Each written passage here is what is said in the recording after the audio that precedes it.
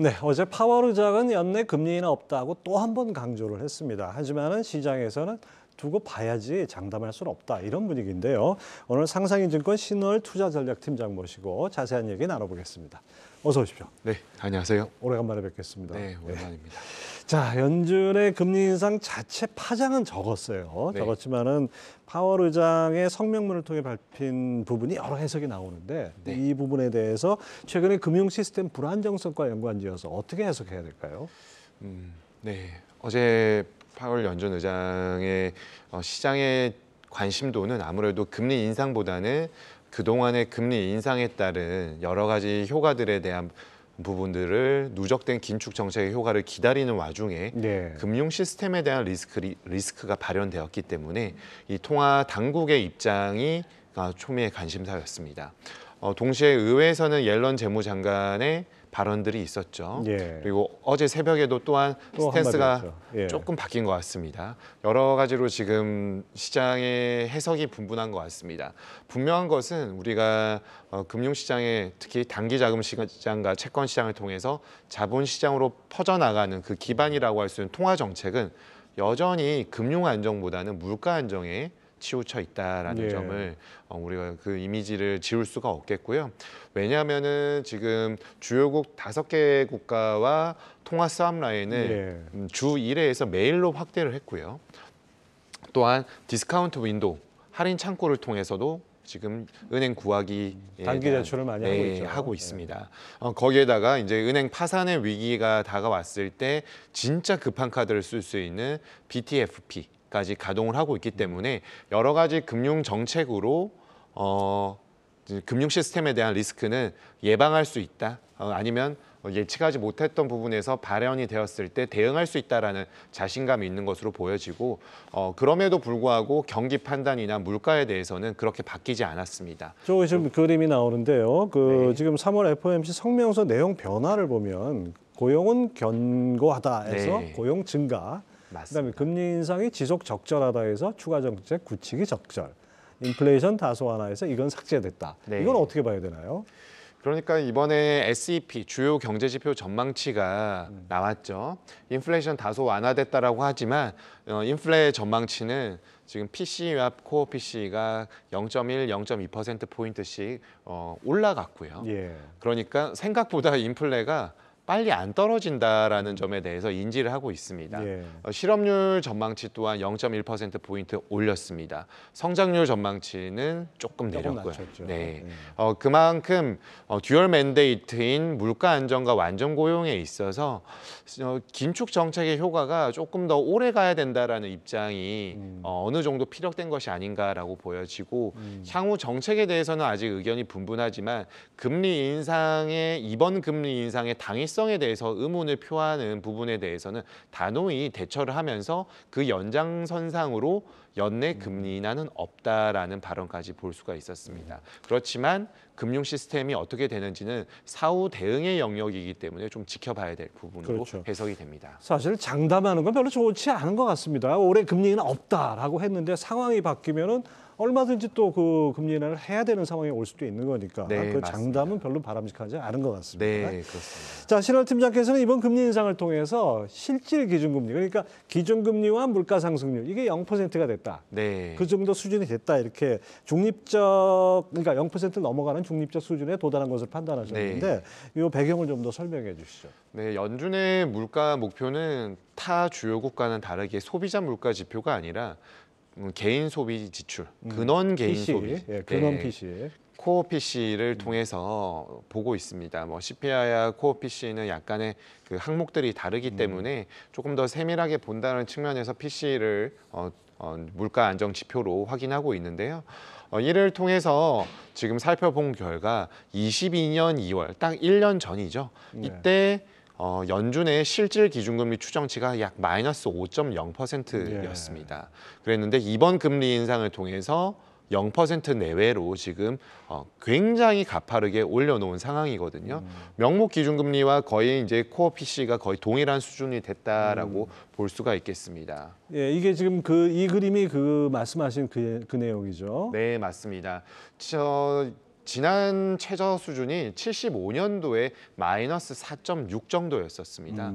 그랬는데 이번에는 마이너스 4.97까지 떨어졌었기 때문에 그만큼 연준이 공격적이고 거친 금리 인상을 할 수밖에 없었다라고 하고, 시장에서 이제는 이런 얘기들 많이 하시지 않습니까? 연준이 물가 대응 실기에서 이렇게 급격하게 금리 인상하다 보니까 이 시대에 뱅크런과 같은 사태가 벌어진 것이 아니냐, 예. 이런 얘기들이 다 이러한 부분들에 있어서 백그라운드로 좀 작용한 것이 아닌가라고 생각을 해보고 있습니다. 어떻게 보면 어찌되었든 간에 중립적인 수준으로 올라왔기 때문에 연준의 할 일은 거의 다 했다. 그리고 속도 조절했고, 그다음 더 올릴지 말지에 대한 부분은 데이터 디펜던트로 갈 것으로 보여지고요. 그런데 0이 됐다고 해서 바로 금리 인하로 갈 것이냐는 또 다른 그건 문제이기 또 때문에 아니죠. 예. 조금 더 지켜봐야 될 대목이 예. 있습니다. 자, 연준이 여전히 물가에 집중한다는 것은 뭐 새삼 하긴 했는데, 이제 물가 오름폭이 둔화되는 거는 뭐 사실이지 않습니까? 그 속도가 좀 더딘 게 흠인데요. 네. 연준이 이제 조금은 물가 안정에 대한 부담을 좀 덜고, 뭐 이번에 그 발표에서도 있었듯이 한 번 정도 더 올리는 수준에서 끝나지 않을까, 이런 기대도 있는데요. 네. 지금 시장의 기대와 지금 전망은 약간 엇갈리고 있습니다. 어제 FOMC를 통해서 금융 시스템 리스크에 대해서 이제 연준도 인지하고 있고, 예. 이게 어느 정도 커버는 하고 있지만 어디서 전염이 되어서 확산될지 모른다라는 우려가 있습니다. 게다가 여러 시장 지표와 금리 스프레드를 통해서 봤을 때는 경기 둔화는 필수적이다. 거기에 금융 안정마저 불안정해질 경우에는 경기의 침체 속도가 더 빨라질 수도 있다라는 생각들을 어느 정도 하고 있습니다. 예. 그리고 전제 조건은 물가 오름폭이 축소되고 있다. 느리지만 축소되고 있다라는 점이죠. 그렇기 때문에 물가 안정에 대한 부담감은 상당 부분 경감을 하고 있다라고 보여집니다. 그동안에 물가 전망치를 보면은 1%에서 2%, 2에서 3, 3에서 4, 뭐 이런 식으로 그 분기마다 1%포인트씩 올렸었거든요. 예. 근데 이번에는 거의 대동소이했습니다. 그만큼 연준이 이제 물가에 대해서는 어느 정도는 눈높이를 맞춰가는 국면이 있기 때문에 그러한 부분에 있어서 물가에 대한 부담감은 상당히 경감을 했지만 기대 인플레이션율이 쉽게 잡히지 않고 있습니다. 그렇기 때문에 과거 70년대 중반이죠. 아서 번스 전 연준 의장의 그 실패를 반면교사해서 쉽게 금리 인하로 나서기에는 아직은 그 발목을 잡고 있는 형국이다라고 진단해 볼 수 있겠습니다. 약간 뭐 늦더라도 좀 지켜보고 인하하는 거는 결정하겠다, 뭐 이런 뉘앙스로도 볼 수 있겠네요. 네, 그렇습니다. 자, 어제 이 교보증권의 김영렬 리서치 센터장이 바로 이 자리에서 네. 이런 얘기를 했어요. 그 연준의 우왕좌왕하는 것이 불확실성을 높인다, 이렇게 지적했는데, 네. 신월 팀장께서는 리포트 통해서 불확실성은 완화되고 있다, 이렇게 표현하셨는데요. 이거 어떤 면이 그렇다고 보실 수 있습니까? 네, 조금 다른 측면에서 저는 불확실성이 완화되고 있다라는 점 말씀드리고 싶습니다. 첫 번째는 좀 전에 말씀드린 것처럼 경제 지표에 대한 전망치에 대한 부분이 어느 정도 안정화되어 있다라는 점입니다. 지표에 대한 부분, 특히 물가와 고용에 대해서 시선이 엇갈렸을 때 시장과 정책의 흐름이 교차되면서 굉장히 시장의 기대치를 부수는 효과를 가져왔었죠. 그러니까 미스매칭이 가져오는 불확실성이 컸었는데 어느 정도 시장과 정부나 통화당국의 인식의 괴리가 좁혀지고 있다. 라는 점이고요. 두 번째는 금리 인상 후반부이고 금리 인상의 터미널 레이트에 근접을 했기 때문에 필연적으로 시장 금리에 대한 부담감이 경감되고 있다라는 측면에서는 시장이 어느 정도 고금리에 대한 부담감은 별개로 하되 금리가 높아지는 속도 그리고 시장 금리가 가야 할 방향성에 대한 불확실성이 낮아지고 있다라는 측면을 말씀드리고 있습니다. 네. 다만 좀 전에 말씀 주신 그런 불확실성에 대한 부분들은 연준이 좀 전에 제가 말씀드린 것처럼 아까 실질 기준금리가 역사상 최저 수준까지 내려간 부분은 빨리 대응하지 못했고 예. 너무 빠르게 대응하다 보니까 좀 갈짓자 행보에 대한 여러 가지 우려 섞인 그런 시선들이 있는데 그러한 점에 근거한 발언으로도 충분히 해석될 수 있는 예. 여지는 있기 때문에 저도 부인하지는 않는 대목이라고 할 수 있고 리포트 통해서 말씀드린 부분은 전망과 향후 지표에 대한 부분들 점을 말씀드리고 싶습니다. 예, 저 연준이 우왕좌왕해 보이는 것도 사실이었고 사실 상황이 바뀌다 보니까 연준 입장에서도 그렇게 대처할 수밖에 없는 그런 측면도 네, 있었죠. 맞습니다. 자, 연준이 이번에 이제 경제 지표 전망치도 내놨는데 이걸 보면 확실히 노랜딩은 아닌 것 같아요. 그렇다고 네. 또 경착륙도 아닌 것 같고 네. 어떻게 보십니까? 네, 연착륙의 가능성이 높아질 것입니다. 노랜딩 얘기도 1개월 전만 하도 나왔었죠. 근데 쏙 들어갔죠, 요즘. 네, 쏙 들어간 이유는 아무래도 금융 시스템 리스크가 나왔기 때문에 어쩔 수 없는 부분이고요. 그럼에도 불구하고 시스템 리스크가 나올지 안 나올지는 아무도 모르는 부분이고 나온다라고 전제를 하고 하는 것은 이미 정부 당국이 아무것도 안 한다라는 것을 깔고 있기 때문에 예. 그런 정책도 나올 수는 없습니다. 중요한 부분은 이제 노랜딩도 아니고 경착륙도 아니라면 어느 정도 연착륙인데 거기에 충격이 가해지느냐 안 가해지느냐의 문제인 것이고 가장 핵심은 어느 정도 긴축의 정책에 대한 효과가 고용 시장을 통해서 나올 것인가인 부분인데 실업률 소폭 반등했고요.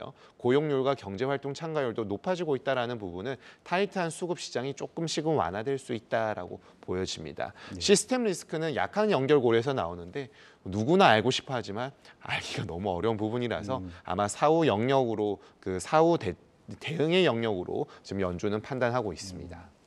자, 파월 의장 앞서도 말씀드렸듯이 올해 안에는 금리 인하 없다라고 또 한 번 강조를 네. 했습니다. 근데 시장에서는 뭐 상황에 따라 그때 달라지는 거지 지금 장담할 일은 아니다. 은행 위기가 또 올 수 있지 않느냐 이렇게 보는 시각이 있어요. 그런 상황에서 옐런 장관은 시장 반응을 보고 말이 조금씩 뉘앙스가 바뀌는 것 같기도 하고 네. 이거 어떻게 봐야 됩니까? 네, 어려운 부분이죠. 왜냐하면은 이렇게 가파른 금리 인상을 상정하고 글로벌 금융위기 이후에 스트레스 테스트를 안 했습니다. 그러다 보니까 이러한 상황은 좀 유례가 없었고 그리고 과거에도 우리가 100년 전에 스페인 독감 이후에 팬데믹이라는 이런 대재앙을 예. 만난 거지 않습니까? 그러다 보니까 국제 정세와 보건 위생적인 이슈가 결부되어 있는 부분에 대해서 예측을 한다라는 것이 사실 불가능에 그렇죠. 예. 가까운 상황이었다라고 본다라면은 일견 이해도 가지만 그럼에도 불구하고 우리 경제 주체들은 이 당국을 바라보고 행동할 수밖에 없기 때문에 조금 갈팡질팡하는 모습들이 있지 않은가라고 생각이 됩니다. 지금 중요한 부분은 여러 가지 정책들이 나오고 있습니다. 그런데 이 자본시장, 시장 경제의 기본 원리가 있지 않습니까? 예. 그러니까 뭐 성장을 하면은 그만큼 리스크에 대한 부분은 대가를 치러야 되는데 이 부분을 다 보장해 주느냐 안 해주느냐의 문제에는 사실 경제 정책, 금융 정책의 이슈인 동시에 정치적인 부분도 분명히 가미가 될 수밖에 없습니다. 그렇죠. 그러다 보니까 시장의 눈치를 조금 살펴볼 수밖에 없겠죠. 그리고 가격으로도 반영이 되다 보니까 가격이 한쪽으로 치우친다라면은 그 치우치는 부분은 결국에 극단적인 변동성으로 나타나기 때문에 좀 어느 정도 제어해 줄 필요성은 분명히 있습니다. 특히나 이번 같이 뭐 시장의 채권 시장의 시장 가격보다는 파밸류로 인정을 해준다라는 등 여러 가지 이거 그냥 다 투자해도 되는 거 아니야라고 생각을 할 수 있는 부분들이 있기 때문에 좀 변동성이 커진 부분이 있는데 그런 부분들은 워낙에 급박하게 진행이 되었던 부분이라서 시장의 반응과 함께 정책이 나올 가능성은 당분간 좀 열어둘 필요가 있겠다라고 말씀드릴 수 있겠습니다. 제 기자 시절에 느낀 제 느낌은 그 금융 정책이나 통화 정책은 이건 마치 운전하는 거라는 생각이 들어요. 운전하는 게 급 좌회전, 급 우회전하면은 승객들이 막 쏠리지 않습니까? 한쪽 네. 관성의 법칙에 의해서 그게 아니라 아주 스무스하게 편안함을 느끼게 운전하는 거 이게 네. 가장 급선무인 것 같은데 네, 그런 측면에서 사실 연준이 좀 미흡했던 건 사실이죠. 네 맞습니다. 자, 그럼 이제 앞으로 연준이 과연 금리를 얼마나 어디까지 몇 번이나 올릴 것이냐 네. 이 부분에 대해서 이제 한 번 남았다고 보십니까? 두 번 남았다고 보십니까? 네, 저희는 한 번도 아닌 이번 금리 인상이 마지막이다라고 아. 생각을 하고 있습니다. 왜 그렇습니까? 네, 좀 전에도 말씀드린 것처럼 실질 기준금리가 너무 가파르게 올라왔고요. 거기에 두 번째로는 물가 안정에 대해서 부담감을 좀 경감을 했습니다. 고용시장 지표는 서서히 겨울철 지표 호조세에서 봄철부터는 조금씩의 노이즈가 나올 가능성이 있다라고 보여지고, 세 번째로는 이 금융시장의 시스템 리스크가 어떤 식으로 나타날지 모릅니다. 즉 금리 인상에 대한 부분은 전망치에 꽂혀 있지만 예. 좀 전에 말씀 주신 것처럼 운전의 개념으로 본다면 대응을 잘 충돌을 안 하고 운전을 잘 해야 되지 않습니까? 그렇죠. 예. 그러한 부분에 있어서 추가 금리 인상의 득이 높을까? 실이 높을까라고 생각했을 때 득보다 실이 높다라면은 금리 인상을 안 할 가능성도 있다라고 보여지고요. 그런 측면에서 최근에 선물 시장에서도 금리 동결과 금리 인상의 비율이 5월 FOMC는 거의 대등하고 6월부터는 지금의 레벨로 내려오면서 하반기 후반부에는 금리 인하에 배팅을 하고 있기 때문에 저희는 그 의견을 다 동의하는 것은 아니나 연내까지는 금리 동결로 갈 것으로 생각을 하고 있습니다. 자, FOMC 이후에 뭐 주식 시장은 사실 오락가락했지만 채권 시장은 상당히 환호하는 그런 분위기였습니다. 네. 미국채 2년물 금리가 재차 4% 밑으로 떨어지기도 네. 했었는데 이런 추세는 지금 말씀 들어보면은 계속될 가능성이 있는 거죠? 그렇죠. 금리 인상 한 번 하든 동결하든 이제 끝났다라는 인식이 강합니다. 물가도 어느 정도는 잡아갈 것으로 보여지고 대변수가 없다라면은 상당히 좀 불확실성이 해소되는 측면이 아닌가라고 볼 수가 있겠습니다. 그렇기 때문에 당분간 주요 국채 만기 물별 금리는 3%대 중하단에서 후반부까지 레인지가 펼쳐져 있겠고요. 기준금리에 연동이 되는 초단기물 정도야 단기 자금 시장과 엮여 있기 때문에 높은 금리 수준이 4% 후반에서 5% 정도 시현할 것으로 보여집니다. 이런 부분들이 이제 각각의 만기 물별이 자산 시장에 미치는 영향력은 상회할 것으로 보여집니다. 예. 자, 그렇다면 뭐 올해 채권 상당히 유망하다는 그런 얘기도 또 나올 수 있겠네요. 네. 예. 자, 근데 주식 시장 방향성은 이거 어떻게 잡아야 됩니까? 사실 저는 FOMC 이후에는 뭔가 안정될 줄 알았더니 더 불안해지고 네. 또 어떻게 보면 2,500은 한없이 높아 보이고 네. 또 2,350은 또 한없이 낮아 보이고 네. 이 상태로 지금 계속 가고 있는데. 네, 일단 파월 연준 의장이 찬물을 끼얹었죠. 연내 금리 인하는 없다라고 했고 증시의 모멘텀은 아무래도 이제 성장주 기술주 예. 중심으로 이어지는 그런 트렌드가 있는데 그런 측면에 있어서 금리가 높은 금리가 유지된다라는 부분은 밸류에이션 측면에서 그다지 좋지 않다라고 볼 수가 있겠습니다. 다만 우리가 좀 봐야 할 부분들은 채권 시장에서 초단기물을 제외한 여러 시장 지표들이 좀 흘러 내려가는 모습들이 나오고 있고 장단기물 금리 스프레드에 있어서도 물가보다는 이제 경기 측면으로 넘어가는 측면에서는 통화 정책이 더 증시에 부담을 줄까라고 생각을 해본다라면은 더 부담은 주지 않는데 현재 수준이 조금 부담이다라고 해석하는 것이 좀 더 옳겠습니다. 네. 네. 자, 이제 FOMC 이후에는 뭔가 방향성을 잡고 그렇게 나갈 수 있다라는 전망이 기존에 있었는데, 그러니까 증권가에서 얘기하는 상저하고는 아직도 유효한 겁니까? 오히려 네, 지금은 그렇습니다. 이제 담아가야 되는 시점이다 이렇게 볼 수 있는 건가요? 네, 이제 다만 한 가지 금융 시스템 리스크가 발현이 되면 안 되지 않습니까? 근데 모르지 않습니까? 예. 그렇기 때문에 안전자산 위주로 좀 지금은 포트를 짜는 가운데 다양한 자산을 좀 넓힐 필요가 있다. 왜냐하면은 금리 인상이 어느 정도 끝나간다라고 하니까 지금 달러화가 모멘텀이 그렇게 세지가 않습니다. 그렇죠. 높은 금리 레벨에 대비해서 지금 어제 장중에는 100일 레벨까지 내려오기도 네, 했었거든요. 오히려 이제 환율이 원달러 환율이 내려가고 있죠. 네, 맞습니다. 그러다 보니까 신흥국 증시에는 악재보다는 호재로 가까이 작용하겠고요. 유로와 엔화도 조금 셉니다. 원화도 마찬가지고요. 그리고 좀 전에 우리가 보셨다시피 금 가격도 네. 2,000 레벨에 육박해 있다시피 다양한 자산으로 지금 딱 달러가 중립적인 수준 그리고 연준의 정책이 어느 정도 일단락 될 수 있다라는 기대감이 다양한 자산에 다양하게 나타나고 있습니다. 다만 시스템 리스크가 어떻게 나타날지 모르기 때문에 한쪽에 편중되었을 때 타격은 어떤 식으로 전개될지 모르기 때문에 좀 유의는 필요하다라고 말씀드릴 수 있겠습니다. 뭐 일단 상저하고 그 전망은 유지할 수 있지만은 시스템 리스크가 없어야 된다는 전제 여러분 기억하시기 바랍니다. 상상이증권 신월 투자전략팀장 함께했습니다. 그 말씀 감사합니다. 네, 고맙습니다.